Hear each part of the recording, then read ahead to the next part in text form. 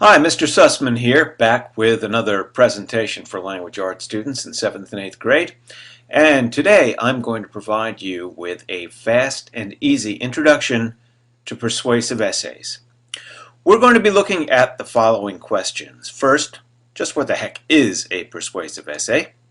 We're going to look at what forms a persuasive essay takes, how you organize a persuasive essay, and what kind of information do you have to supply. There's nothing mysterious about persuasive writing. Persuasion just means trying to convince somebody of your position, and whether that's trying to convince your parents to let you go out on a Saturday night or to have someone elect you president of the United States, the arguments you make all are considered efforts at persuasion. You're trying to convince your audience of your point of view.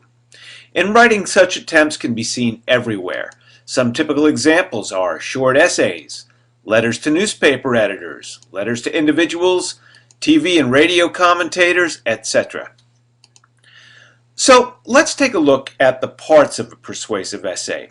First, we're going to approach this as a 5-paragraph essay, which means that we'll have a 1-paragraph introduction, a 3-paragraph body, and a 1-paragraph conclusion.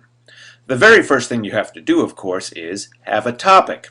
Think about all of the issues you've encountered in your life. Maybe you'd like to convince your school administrators that a change in policy or school rules is necessary. Maybe you want to convince your city council to create a recycling program or fund another type of program.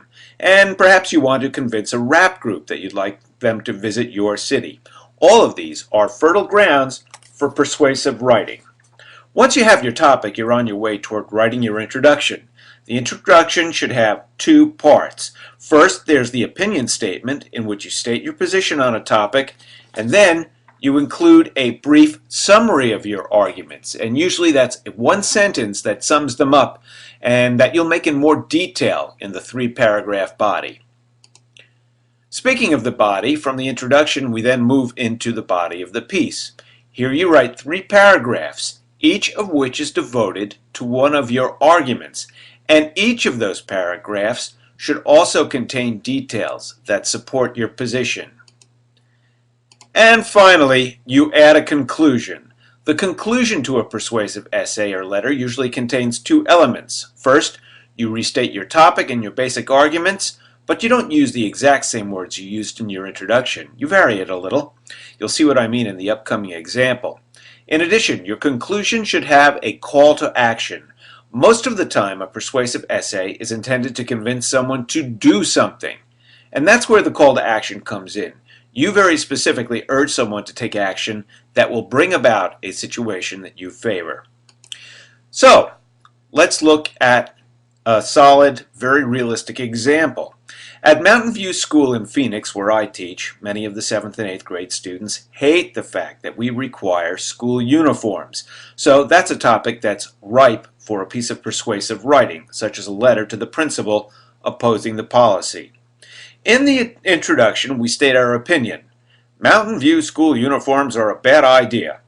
And then we summarize the arguments we came up with. The uniforms are too hot, they make us look like prisoners, and they stifle creativity. So, in the introduction, you've set the stage for what you are going to tell your audience in the body of the piece. So let's see where this goes. Here's a graphic organizer that I put together for the body of this letter. And you'll see that under each of my points, I've added supporting details. For example, I elaborate on the issue of the uniforms being hot by explaining that the discomfort makes it difficult to concentrate, and that crankiness from the heat can lead to student fights and other disturbances. I've also provided supporting details for my other 2 arguments. And finally, there's the conclusion, where I restate my position and I come up with a call to action by the principal.